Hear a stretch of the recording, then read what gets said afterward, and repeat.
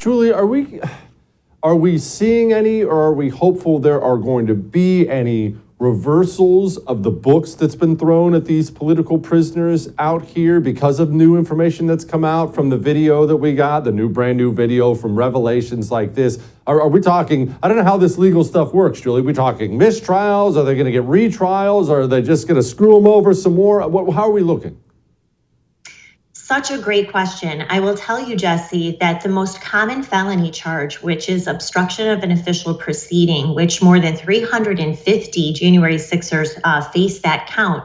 And this is the most common felony that has resulted in the most plea agreements and convictions at trial. That now is pending at the DC Appellate Court.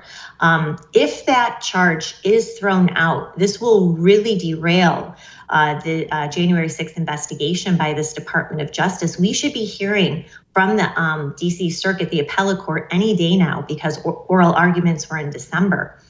So that is something to watch for.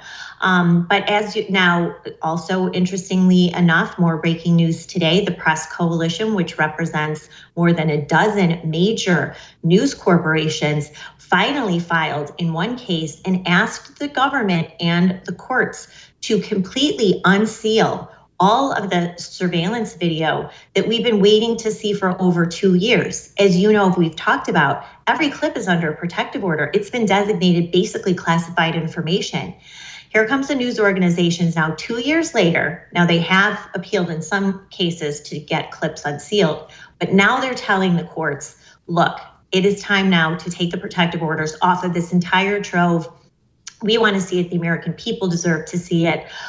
So, I think what Tucker Carlson started a few weeks ago is really starting to have an impact on these trials and the overall prosecution.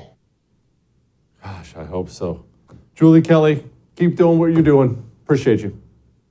You too, Jesse. Thanks.